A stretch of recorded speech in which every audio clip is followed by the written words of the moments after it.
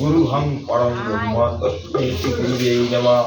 হে কৃষ্ণ করুণা সিন্ধু দীনবন্ধু জগৎপতে গোপীশ্বর হরি একান্ত রাধাকান্ত নমস্তুতে। নিচে বসো, এমনি দিকে আপনি এখানে আসো, বসো সর ভালো করে ব্রহ্মাণ্ডং হিতায় চ জগদ্ধিতায় শ্রীকৃষ্ণায় গোবিন্দায় নমো নমঃ।